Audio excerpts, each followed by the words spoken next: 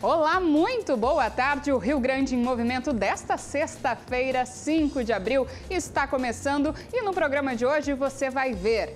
Direto de Brasília, deputado Marcel Van Hatten fala sobre seus projetos para o Estado e analisa a situação da reforma da Previdência. Nossa equipe de reportagem está hoje na Serra Gaúcha para falar sobre as atrações para a Páscoa em Gramado. No esporte, Grêmio perde para a Universidade Católica no Chile e se complica na Libertadores da América. No internacional, Paulo Guerreiro estreia amanhã em partida contra o Caxias. E ainda, confira a previsão do tempo. Fique conosco, o Rio Grande se conecta aqui. Rio Grande em Movimento. Oferecimento CIE 50 anos. Uma história de infinitas oportunidades. E nesta semana, nossa equipe de reportagem esteve em Brasília, atualizando todas as notícias referentes à política nacional.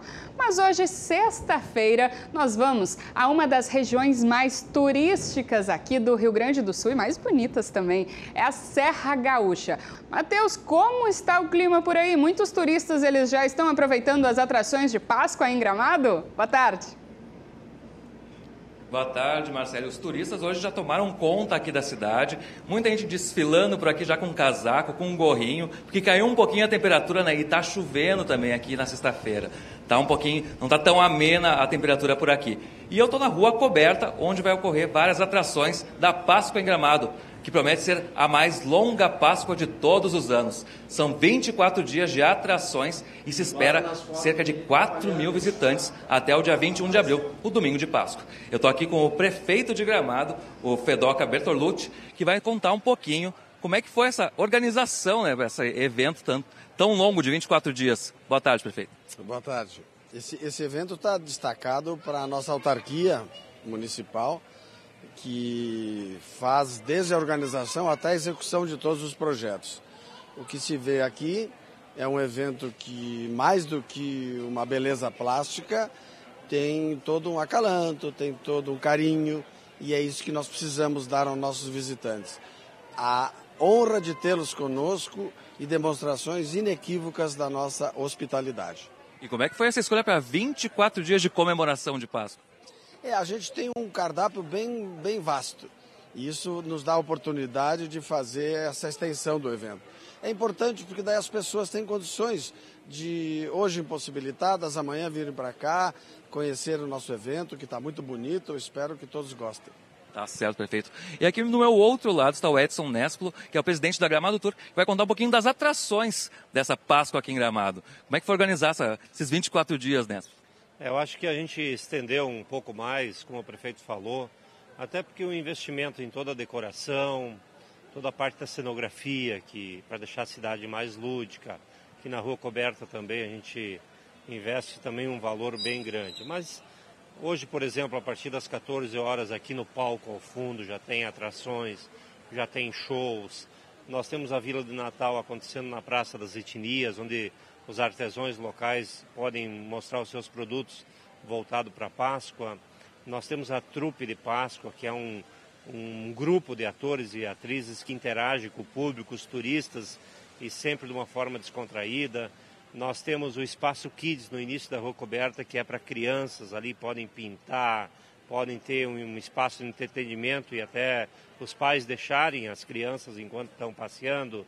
Nós vamos ter a parte religiosa da Páscoa, né, com 2 procissões, encenada por 400, 500 atores, toda ela voltada para a parte religiosa, porque também a gente não pode esquecer. Nós, esse ano, temos um espetáculo também acontecendo dentro do cinema, que é Tito, um coelho atrapalhado. Então, a gama de atrações para quem vir a Gramado até o dia 21 é bem vasta, é bem ampla, para todas as idades tem atração. Edson, uma das atrações, inclusive, são as paradas de Páscoa, né? Como é que vai ocorrer esses desfiles por aqui? Os desfiles acontecem sempre nos finais de semana, né? Eles acontecem bem aqui na área central, totalmente gratuito, onde a gente tem um elenco movido a uma bicicleta, com banda, com todos os coelhinhos, com os nossos chocolateiros, né? Também bem envolvido nisso. É distribuído chocolate durante essa parada. É um mini desfile de Páscoa. onde ali tem elenco, tem atores e também tem toda uma interação com o público e distribuição de chocolate durante toda a parada de Páscoa. Tá certo, Edson. E Marcele, só para constar, daqui a pouquinho, a gente vai ter uma palhinha de alguns espetáculos que estão aqui na programação da Páscoa em Gramado. É com você no estúdio. Ah, bacana, com certeza. Daqui a pouco a gente volta contigo então. E uma das atrações é o chocolate aí, né, Bonês? Mas daqui a pouco a gente conversa sobre isso. Porque a nossa equipe de reportagem passou 2 dias na capital federal em contato com políticos gaúchos para saber o que está sendo feito em defesa aqui do nosso estado. Uma das entrevistas foi com o deputado federal mais votado nas eleições de 2018, Marcel Van Hatten, do Partido Novo.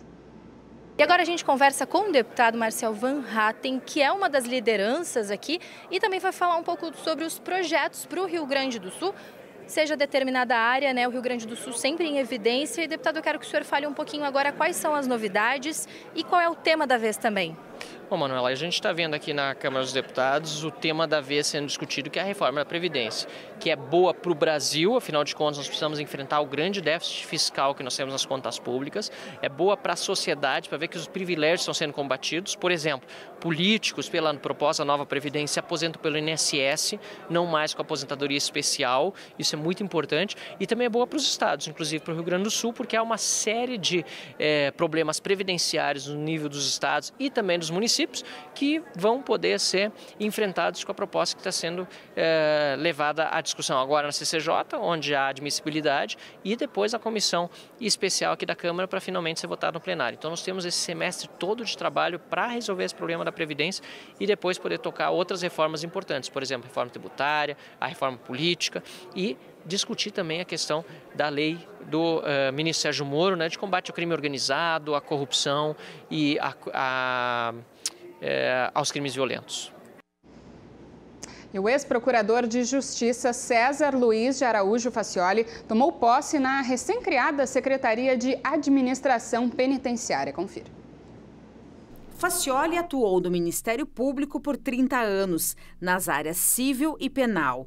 Entre 2015 e 2016, foi secretário estadual de Justiça e Direitos Humanos. À frente da nova Secretaria de Administração Penitenciária, ele terá como prioridade aumentar o número de vagas nos presídios e buscar parcerias para a construção de novas penitenciárias com emprego de tecnologia e método humanizado. A ideia da criação da Secretaria é exatamente a questão do foco dessa gestão e aquelas metas que de alguma forma já foram diagnosticadas, são do conhecimento público, especialmente num primeiro momento a geração de vagas, vagas qualificadas que ao mesmo tempo permitam que a gente avance na questão do cumprimento da lei de execuções penais, de uma forma evidentemente a atender por óbvio, os limites de civilidade e dignidade dos apenados, mas especialmente que a gestão do sistema reduza a dificuldade que nós temos hoje. E para isso precisamos de uma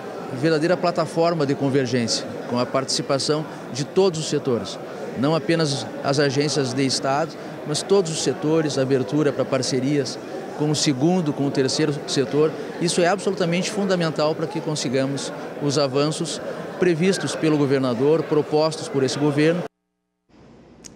E agora a gente fala de previsão do tempo. A sexta-feira amanheceu chuvosa em grande parte do estado por causa de uma frente fria que avançou pelo Rio Grande do Sul. O INMET alerta inclusive para temporais na região norte. E agora a gente confere como ficam as temperaturas.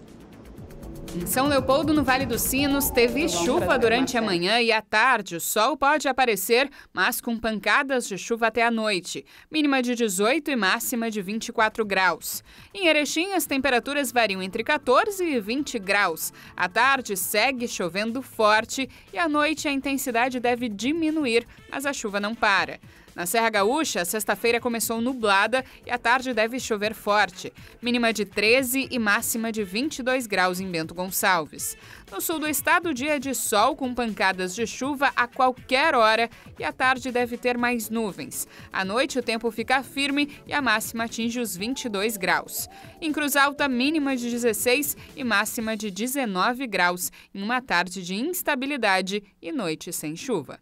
Agora a gente muda de assunto, porque na semana que vem Porto Alegre cedia um evento muito interessante, que é o Fórum da Liberdade, um evento reconhecido pela revista norte-americana Forbes como o maior espaço de debate político, econômico e social da América Latina. Mas para a gente entender melhor como funciona esse evento, a gente recebe agora aqui no estúdio Caio Risch, que é diretor de Relações Institucionais do IEE. Muito bem-vindo, muito boa tarde. Queria que o senhor começasse explicando, então, o que é o Fórum da Liberdade, para quem não conhece, para quem nunca foi. Boa tarde, Marcele. Boa tarde a quem nos assiste. O Fórum da Liberdade, como tu referiu, é reconhecido como o maior evento de debates políticos, econômicos e sociais da América Latina. Ocorre há 32 anos. Próxima edição vai ser nos dias 8 e 9 de abril, segunda e terça da semana que vem, no Centro de Eventos da PUC. Nós temos esse ano como tema Brasil aberto para reformas e um grande ponto de interrogação para a gente poder discutir questões importantes para o futuro das nossas cidades, do nosso estado e do nosso país. Uma gama imensa de palestrantes renomados, nacionais e internacionais. Vamos receber, por exemplo, Pedro Parente, Gustavo Franco, Salim Matar, Flávio Augusto, que são os maiores empreendedores do Brasil, Paulo Ebel, hoje secretário de desburocratização do governo Bolsonaro. Enfim, uma série de palestrantes que estão sendo convidados para vir a Porto Alegre, debater conosco alguns temas muito relevantes sobre os desafios que o Brasil vai enfrentar daqui para frente e para vermos se nós estamos preparados para fazer as mudanças que precisam ser feitas para que a gente tenha um futuro mais próspero. Reforma da Previdência, com certeza, deve ser um dos temas, então, debatidos ao longo desses 2 dias. Com certeza. Quando nós brincamos com o Brasil aberto para reformas, a gente fez uma brincadeira com aquela frase que tu costuma encontrar na frente de um estabelecimento, onde diz fechado para reformas. A gente trata aberto para reformas porque quando a gente está tratando de um ente público, né, enfim, do Estado, União, município, o raciocínio ele é o oposto. Ele tem que estar aberto para reformas, para melhor atender a população. E nós estamos falando de reformas, obviamente vamos tratar de reformas estruturais, como é o caso da Previdência, como é o caso do sistema tributário, ou então do sistema de saúde, mas nós queremos ir um pouquinho além nessa brincadeira. E essa reforma que a gente está falando é uma reforma de mindset.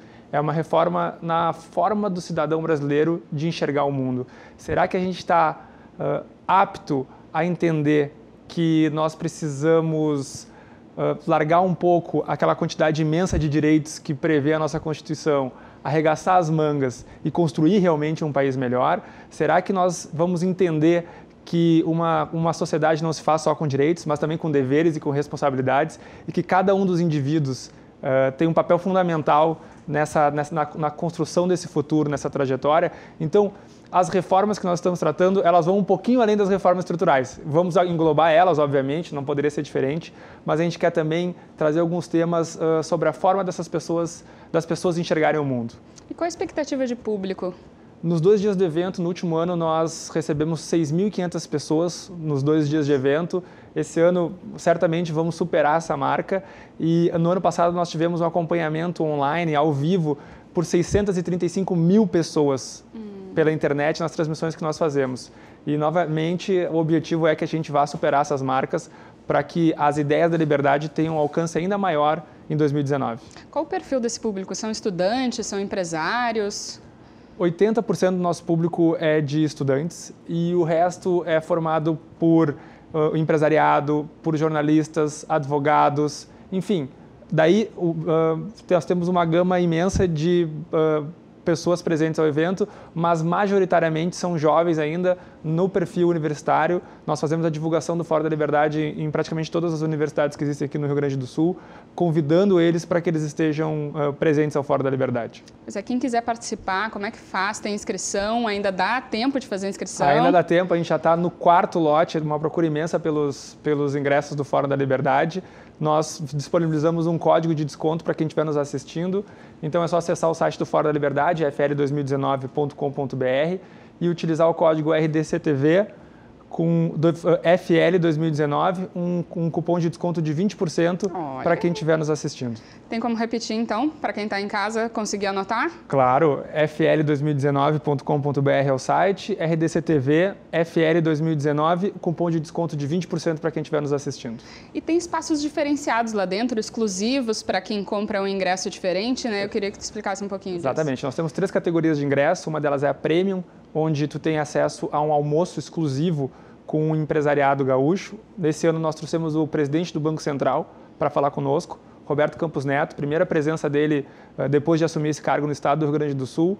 Vai ser na segunda-feira no Porto Alegre Country Club.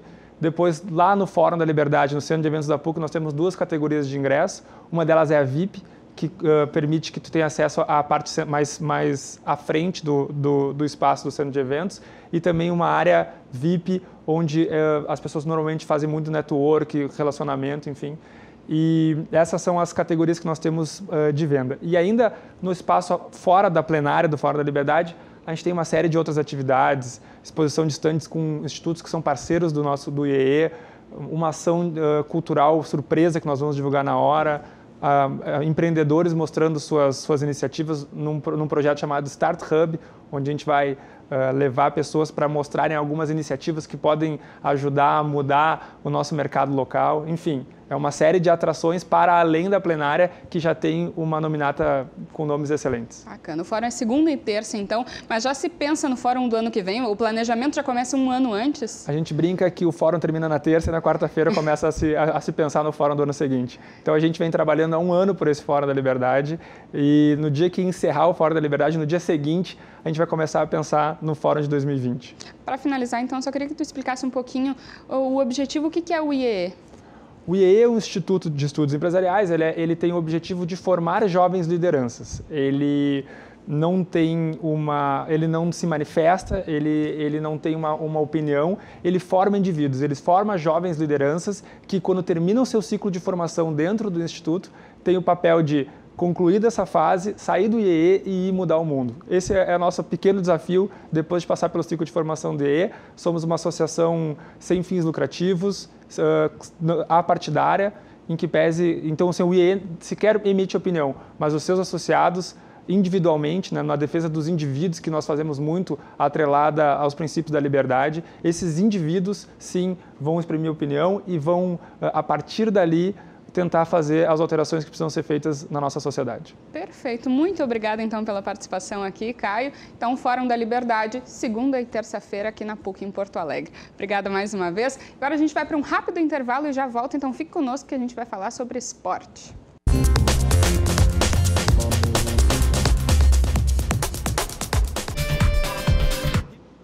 As verdades da bola. E nós estamos de volta, então, com o Rio Grande em Movimento, já sabe, né? Para falar sobre esporte com o Ribeiro Neto. Ontem o Grêmio jogou e não foi muito bem, né, Ribeiro? Não, tu está sendo bastante carinhosa. O que acordou de bem com a vida.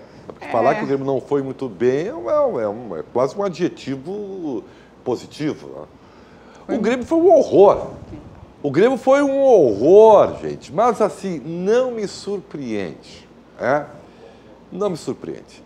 Quem me acompanha, seja aqui ou nas redes sociais, o Ribeiro Neto, As Verdades da Bola, sabe que eu tenho dito que os titulares do Grêmio foram colocados numa redoma como brilhantes, inacessíveis, raríssimos. E eles simplesmente não jogam.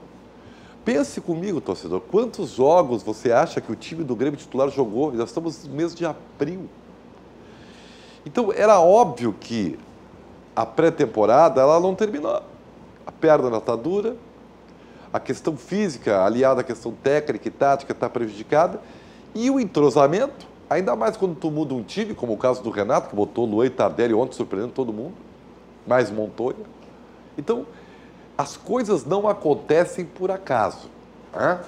Me lembro ainda do Grenal, o Grêmio resolveu botar time reserva, que era a grande oportunidade do Grêmio titular ter um teste, ter um teste. Cássio está pedindo para eu vir mais para frente, eu estou indo mais para frente. Isso, beleza. Tá bonito agora aqui, ó. Foca aí, ó. Olha que lindo tá o Ribeiro Neto. É o Sean Connery dos Pampas, né? O negócio é o seguinte, mas todo esse blá blá blá que eu estou falando vem depois que nós mostrarmos o que o Guilherme Paz tem para dizer. Fala aí, Guilherme. Uma noite para esquecer. Nada deu certo para o Grêmio. Logo no primeiro tempo, Magnácio cruza para o meio e Saez abre o placar.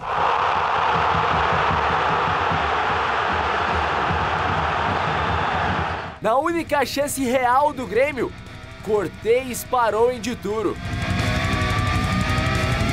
Com o resultado negativo, o Grêmio precisa vencer os 3 jogos e depender de resultados paralelos para se classificar às oitavas da Libertadores.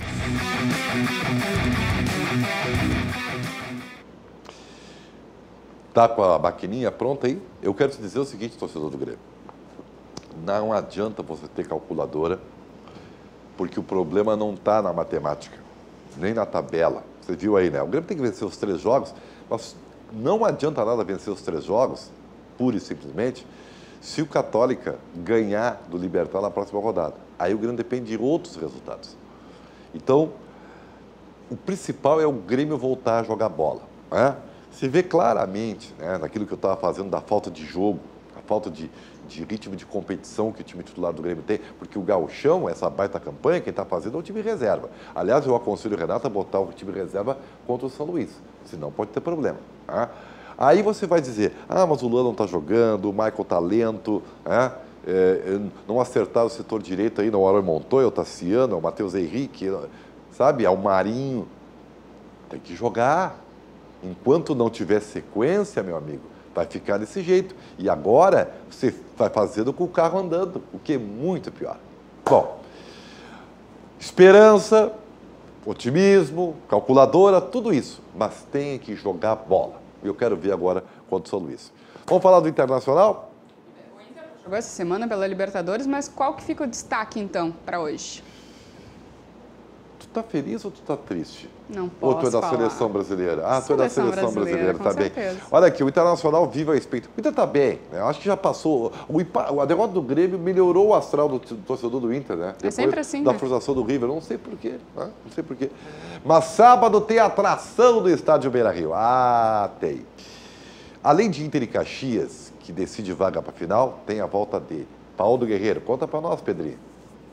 Paulo Guerreiro está de volta. Depois de mais de 8 meses suspenso por doping, o atacante finalmente vai vestir a camisa colorada neste sábado contra o Caxias. Paulo Guerreiro estreia sábado, tá liberado. Paulo, a gente só vai definir se inicia o jogo ou não, mas certamente estará em campo sábado. Mesmo com a dúvida sobre Guerreiro começar jogando ou não, o que é certo é que ele estará na partida. Depois do Caxias, o atacante deve começar como titular já na próxima terça-feira, contra o Palestino. Ele está muito motivado, a gente já vem brincando com ele já faz uns 15 dias, que estava faltando um pouco para ele voltar a jogar, voltar a fazer o que ele gosta, né? E dispensa comentários, é um grande jogador, tenho certeza que vai nos ajudar muito. Guerreiro foi suspenso por 1 ano após um exame acusar a presença de um metabólito da cocaína em seu organismo, no final de 2017. Já em 2018, TAS, na Suíça, liberou o atacante para suas atividades com um efeito suspensivo. Depois de partidas contra Chapecoense, Inter e Ponte Preta, além da Copa do Mundo, o atacante foi contratado pelo Colorado em agosto de 2018. Desde então, estava vivendo na sua cidade natal, Lima, no Peru, pois seu efeito suspensivo foi revogado. Apenas no dia 5 de fevereiro que Guerreiro pôde voltar a treinar. Neste tempo, Guerreiro chamou a atenção de todos presentes nos treinos do Colorado. Afinal, a sua ética de trabalho, vontade e habilidade com a bola impressionaram tanto os dirigentes quanto a comissão técnica do Colorado. A gente espera que sábado e depois dos outros jogos também ele possa nos ajudar e mostrar o grande futebol que ele tem. Pois é, eu recomendo ao torcedor colorado muita calma, porque afinal de contas o Paulo Guerreiro a gente conhece, né, é um jogador experiente, tem uma trajetória, é um jogador diferenciado. Que Paulo Guerreiro vai reiniciar a sua carreira no Internacional, o tempo dirá. Né? Normalmente demanda um tempinho por causa do ritmo de jogo e tal, muito tempo sem jogar. Mas como ele é diferenciado e muito profissional, como atestou a matéria do Pedro, é possível que ele volte bem, né? Tá treinando bem. E é uma atração à parte para sábado, né? O Inter, se o Guerreiro for Guerreiro, ele modifica o status do time do Inter, que para mim é um time mediano, mas com um centroavante como o Guerreiro. Se Guerreiro for Guerreiro, deu para entender? Ele realmente sobe de posição, sobe de status do time colorado. Então, Atrações é que não faltam para o nosso final de semana, tá bem? Com certeza. E Ribeiro disse que é seleção, mas tá de azul hoje, né? É que assim, ó, o meu style, né? Eu tenho uma equipe que escolhe o meu figurino, né? E eu tenho um staff por trás. Não pensa que o Ribeiro é o Sean Connery dos Pampas assim, né? Aleatório. Não, tem toda uma equipe. Não é, produção? Então, é isso aí. Então estamos tá, aí. o esporte fica por aqui hoje, volta na segunda-feira só. Olha, ou em edição extraordinária, né? Nunca Pode se ser, sabe. com certeza. Então tá. Agora a gente vai para um rápido intervalo, então não saia daí que a gente ainda volta para Gramado durante esse Rio Grande em Movimento. Fique conosco. Ribeiro Neto e as verdades da bola.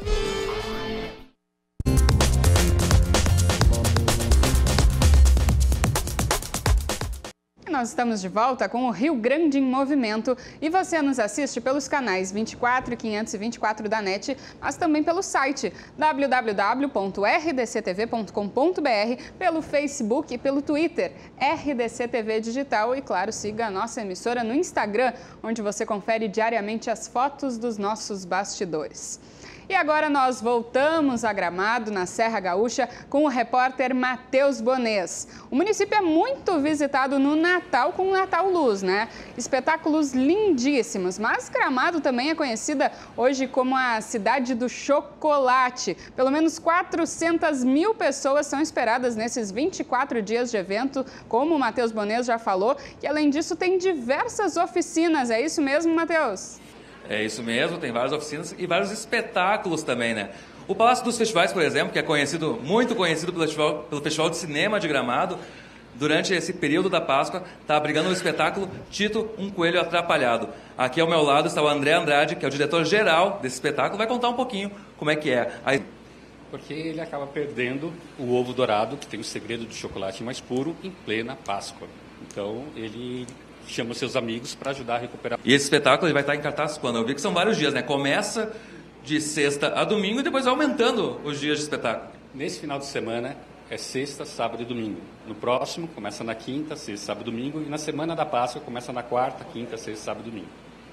O que mais pode contar um pouquinho da história em geral, assim? Tem vários personagens, né? Tem. Nós temos o Tito, que é o coelho atrapalhado. Temos o Pepito, que é o amigo dele, é um coelho mais radical. Temos a Tartaruga, o Vagaroso, que é o inteligente da turma, ele adora histórias de detetive. Temos a Anabela, que é a melhor amiga do Tito. Temos a Red, que é que nós chamamos de meia vilã, não é uma vilã assim por completo. E o Gavi também, que é o chefe da Red, que completa o outro vilão, que são os protagonistas do mal, assim que a gente fala, que eles que vão dar um jeito de sumir com o ovo dourado. Inclusive, André, estão aqui ao meu lado a Red, a Raposa, a meia vilã, que na verdade é a Carla Reis, que é a diretora artística do espetáculo, e também a Anabela, a Thaís Pacholé, que é a atriz, né? Vou conversar um pouquinho com elas antes da palhinha que elas vão dar pra gente. Então, conta um pouquinho como é que é a Raposa. Esta raposa, ela é uma vilã, não tão vilã, ela é uma vilã querida, se dá, né, para entender assim. Então, na verdade, ela quer ser famosa e ela só quer comer. Então, ela quer ser famosa para poder visitar a casa de todo mundo e comer todos os banquetes que oferecerem para ela. Inclusive, eu trouxe o ovo dourado, caso dê uma fomezinha daqui a pouco, né? E o que tem nesse ovo dourado de tão importante assim? Na verdade, o ovo dourado guarda o segredo do chocolate mais puro de todo o chocolate. E é isso que o Tito precisa guardar, né? Porque senão as crianças vão ficar sem Páscoa. Não sei se vou comer. Pois é, eu tô quase entrando na turma aí para provar esse segredo, esse chocolate tão espetaculoso aí. Me diz uma coisa, Thaís. E a Anabela, o que tu conta dela? É uma personagem a boazinha, né, do espetáculo. A Anabela é uma coelhinha super doce que tenta ajudar o Tito nessa aventura em busca do ovo dourado que some no meio do espetáculo. Então a gente tem muita música, tem muita cor, né, esses figurinos lindos, eu acho que tudo isso encanta muito as crianças. Então você que está nos assistindo, venha conferir de perto o nosso espetáculo, que eu tenho certeza que vocês vão se divertir muito. Tá certo, obrigado. E agora eu quero ver então a palhinha que vocês vão cantar e dançar pra gente aí.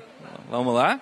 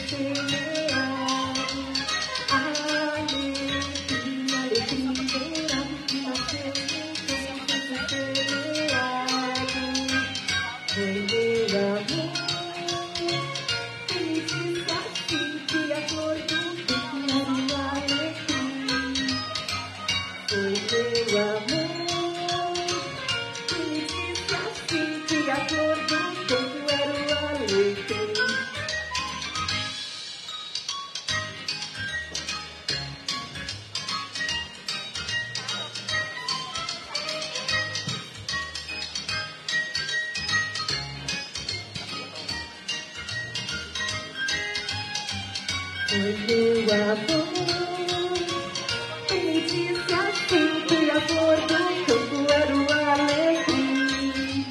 Foi meu amor, ele disse assim que a flor do... Tá certo, então tá aí uma palhinha do espetáculo, título Um Coelho Atrapalhado. Lembrando que são 6 músicas inéditas e o espetáculo é para toda a família. Marcele, eu volto com você no estúdio e daqui a pouco tem mais atrações aqui na Páscoa de Gramado.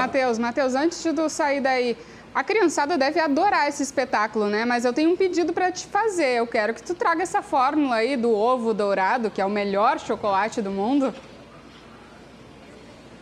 Eu também quero saber, né? Até porque eu tô morrendo de fome aqui, louco por um chocolate. Tô só esperando acabar o programa pra comer um chocolatinho, né? Quem sabe descobrir a fórmula do ovo junto aqui. Tá certo, e eu espero um chocolate aqui também, né? Fiquei aqui em Porto Alegre, espero que os colegas lembrem da gente aqui, toda a produção. A gente volta daqui a pouco, então, de Gramado, porque agora a gente muda de assunto. Começou hoje pela manhã a 4ª edição da Virada Sustentável. São mais de 190 atrações aqui em Porto Alegre que seguem até o domingo. Confira. A Virada Sustentável é o maior festival de cultura e sustentabilidade da América Latina. São atrações para todas as idades. E a ideia é refletir sobre diversos temas, como redução das desigualdades sociais, consumo consciente, saúde e bem-estar, mudanças climáticas, igualdade de gênero e, claro, sustentabilidade. As atividades são realizadas em diversos pontos da capital gaúcha e a programação completa você pode acessar pelo site www.viradasustentável.org.br. É programação para todo final de semana aqui em Porto Alegre, mesmo com chuva, as atrações acontecem, viu? Mas agora a gente muda de assunto, porque agora a gente vai para o nosso quadro sobre direito da família. E para esclarecer diversas dúvidas dos nossos telespectadores, está aqui comigo hoje Cristina Giordani, que é advogada de direito da família. Muito boa tarde, doutora Cristina. Boa tarde, obrigada. Vamos para a primeira pergunta, então, do nosso telespectador. O Rômulo, aqui de Porto Alegre mesmo, ele perguntou assim: comprei a parte de um imóvel da família no caso de falecimento dos meus pais. Como fica essa parte? Como não dividir o que eu já comprei com os meus irmãos? Olha, para não acontecer algum problema, realmente, ele vai precisar de anuência dos demais herdeiros. Aí fica tudo muito tranquilo. Então, o que seria essa anuência? Explica para o nosso telespectador. É feito um documento, né, onde todos esses possíveis herdeiros estão cientes e concordam com a maneira com que a transação foi realizada. Então, é bem importante, de novo, nesses momentos, consultar um advogado, procurar ajuda para não ter uma surpresa futura, né? Tá certo. O Carlos, aqui de Porto Alegre, também pergunta: em um processo de divórcio litigioso em regime parcial de bens, como fica a partilha de um bem sem escritura onde moro há 6 anos? Ele seria reconhecido como bem passível de divisão? Sim, a gente tem que separar. A questão da não existência da escritura não impede que ele faça parte da divisão de bens. Só me retoma a pergunta ali no início. Em um processo de divórcio litigioso em regime parcial de bens, como fica a partilha de um bem sem escritura onde mora há 6 anos?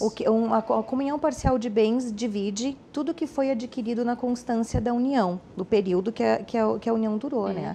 Então, pode ser passível, sim. É difícil a questão documental, mas precisa ser separada da questão da partilha, né? Sempre procurar um especialista, um advogado. Com certeza. Aqui é a Franciele de Bento Gonçalves agora, na Serra Gaúcha, ó. Meu padrinho faleceu e deixou 2 imóveis para a governanta que cuidou dele. Ele não tinha filhos nem esposa, éramos parentes de sangue. Eu posso tentar entrar com um pedido de algum dos imóveis? Olha, neste caso, então, talvez a consulta seja ainda mais necessária. Vou explicar por quê. Porque normalmente existe percentuais que precisam ser resguardados dos herdeiros, pela ordem que o código faz, tá? Dos herdeiros necessários, né? Filhos, cônjuge, pais, né? Mas passando para outras categorias, isto nem sempre é exigível. Então, neste caso, a princípio, vamos fazer uma suposição, né? Na ocorrência de um testamento, ele pode ter nomeado. É difícil dizer um não absoluto ou um sim, né? Existe uma pequena probabilidade, mas que então indica uma consulta com um profissional para ver em que circunstâncias isso aconteceu, para ver se existe, é muito pequena a chance dela ter esse direito reconhecido, mas não custa fazer essa consulta para identificar se foi tudo feito adequadamente. Dá para tentar, então tem uma esperança no fim do túnel. O direito é isso, né? A beleza do direito é que para todas as coisas existem interpretações, posicionamentos, então é muito importante sempre que a pessoa busque os esclarecimentos exatamente para que ela tenha certeza que sim ou não, né? Dessa forma mais vaga é muito difícil fazer essa interpretação, mas as possibilidades sempre existem, né? Claro. Agora, Índigre de Guaíba, assinei uma união estável com separação total de bens em 2006. Me separei em 2011. Em 2000 que é uma história longa. Em 2015 casei de novo em outra união estável. Agora quero separar, mas ele não aceita. Como posso fazer para que ele não tenha direito ao imóvel que moramos? Mas olha só, essa é Primeiro recheada ela de precisa... ingredientes. Então, assim, vamos por partes, né? Nessa questão, se o bem já era oriundo lá, ela já tinha o patrimônio antes desta nova união, como eu disse antes, quando é uma união estável, né? Dentro do tipo de interpretação que se faz, a questão patrimonial, ela já tinha o patrimônio. Então, ele não vai ser dividido novamente, né? Mas a questão que ela não deixa claro é se ela comprou outra coisa, o que é que foi feito. Então, a princípio, não seria partilhável, mas, de novo, é muito necessário que se faça a consulta para entender. Sim. E não tem como alguém dizer que não quer se divorciar ou, né, não pretende. Isso a pessoa simplesmente busca o advogado, ingressa com o processo e fica tudo resolvido, né? Não, é um pouco truncada a pergunta, mas sendo nessas condições, sim, aconselho que ela busque ajuda do profissional para entender bem se é partilhável ou não. A princípio, não. Tá, certo. E agora, ó... pai que pediu para não dizer o nome pergunta: tenho a guarda provisória do meu filho de 9 anos desde julho de 2016. A audiência da guarda definitiva será marcada para este ano. Posso entrar com pedido de pensão retroativa do período que ele está comigo? Não existe pensão retroativa, né? Então, a gente sempre... o ideal é que as pessoas sempre tenham a precaução de fazer os procedimentos, estabelecer a questão dos alimentos, para que exatamente não acontecendo... Existem pessoas que cumprem espontaneamente, mas isso é um pouco mais raro, né? Mas não existe a condição de fazer isso e exigir uma coisa que não estava estabelecida. Tu só tem a possibilidade de exigência a partir do momento em que a justiça estabelecer esse percentual de alimentos que ela vai ter direito, né? Perfeito, muito obrigada então mais uma vez pela participação aqui, doutora Cristina Giordani. E você pode mandar sempre as suas perguntas, que ela vai responder todas essas dúvidas na próxima sexta-feira. Agora a gente vai para um rápido intervalo, então não saia daí que a gente já volta.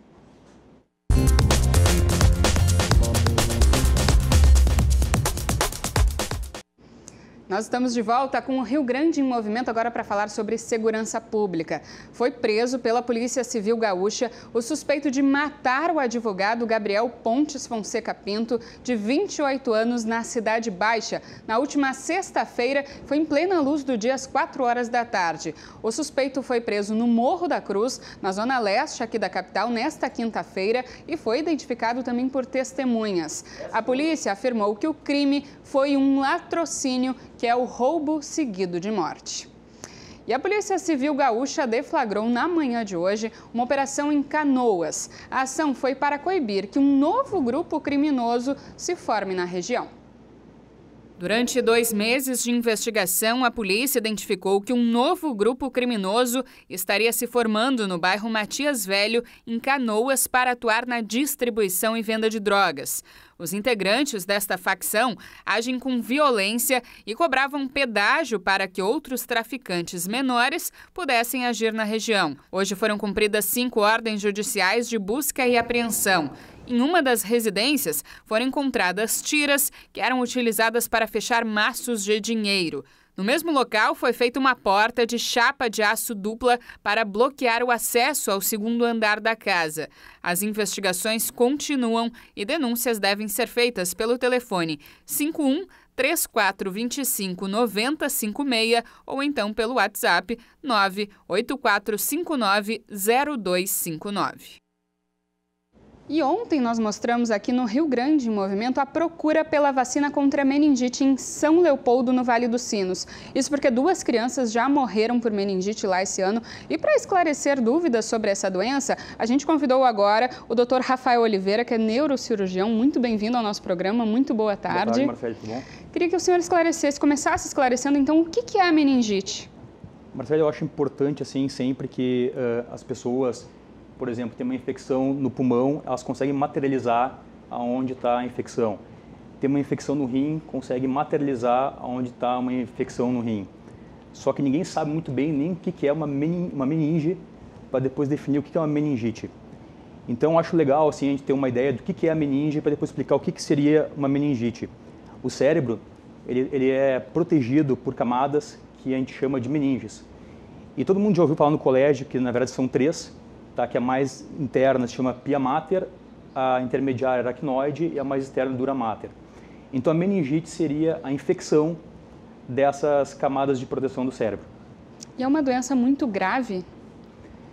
É grave, mas se tu consegue fazer o diagnóstico de forma precoce, reconhecer a doença e implementar o tratamento, o resultado do tratamento é muito bom.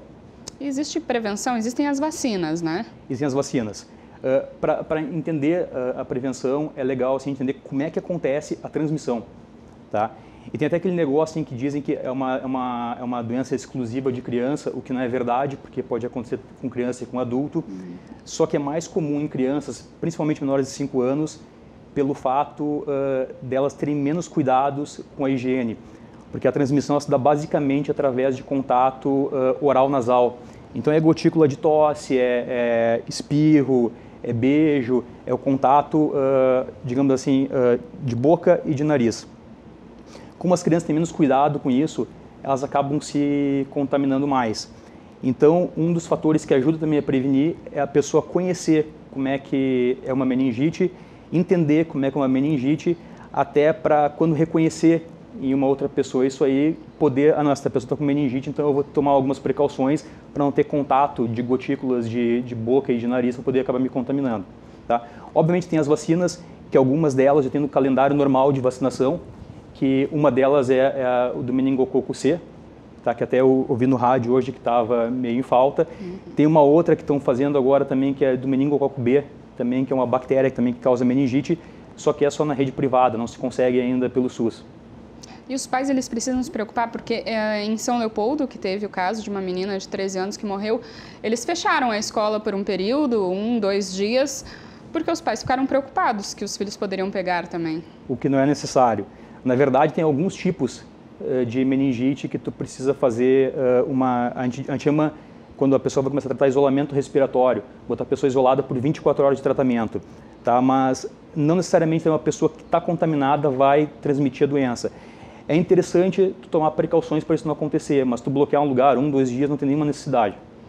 Tem algum teste para fazer em casa?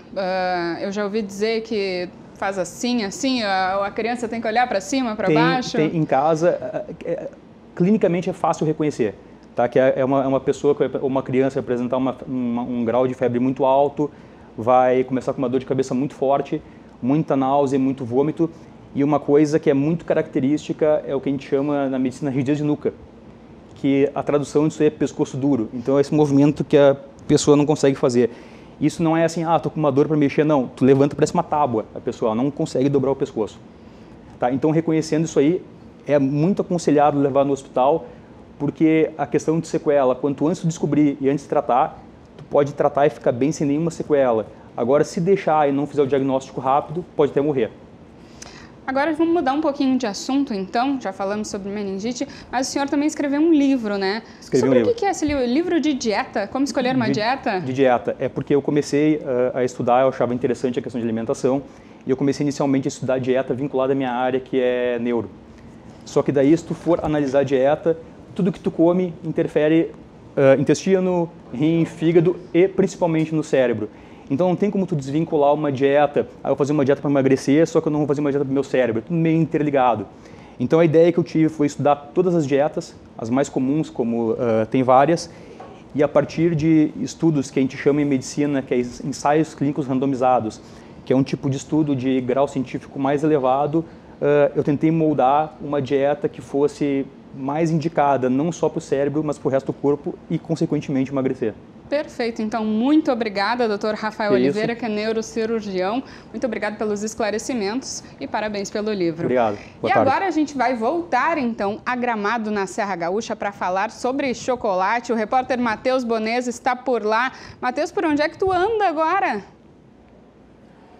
Eu estou aqui no palco ainda com uma Colomba Pascal do meu lado. Quer dizer, na verdade eu estou com a Daniela Barbosa, que é a diretora do Senac aqui de Gramado, e também a professora Nízia Sé, que vão falar um pouquinho sobre as oficinas do Senac de Gramado.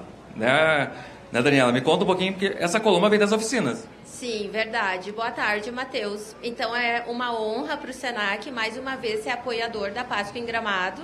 E esse ano nós trouxemos diversas oficinas gastronômicas e palestras gratuitas. Por exemplo, nós temos aqui a Colomba Pascal, que é uma oficina também que vai ocorrer no dia 12 de abril, na unidade do Senac aqui em Gramado. As oficinas são gratuitas e aí eu aproveito e deixo o convite aqui para que todas as pessoas venham visitar a Páscoa em Gramado e participar das oficinas também.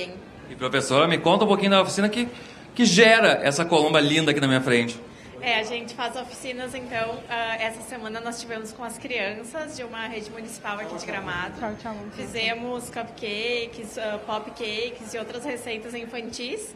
E também com os adultos a gente faz receitas como a Colomba Pascal, que é um símbolo da Páscoa e remete à paz. Tá certo, eu tô vendo que ela tem o meu nome ainda daqui a pouquinho, né? Já vou, assim que encerrar o jornal, já vou comer essa Colomba Pascal. E aqui ao meu outro lado está a Carol. Né? Antes que eu erre o sobrenome de novo, eu tinha errado quando a gente estava conversando aqui. Carol, que é representando a trupe aqui de Gramado. Conta um pouquinho da trupe, como é que funciona. A trupe de Páscoa, ela é a representação. Nós somos os representantes da Páscoa. Nós levamos os bons sentimentos a todas as pessoas que vêm visitar a nossa cidade.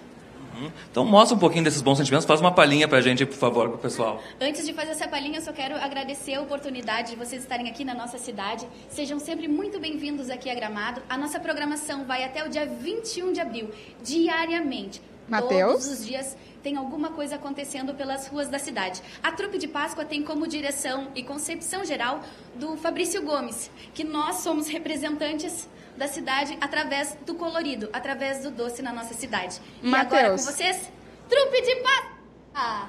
Fala, Marcela, diga. Então, antes dessa palhinha aí, eu já me despeço aqui no Rio Grande Movimento. A gente volta na segunda-feira. Então, a gente encerra o programa contigo aí em Gramado. Tchau, tchau. Tchau, tchau.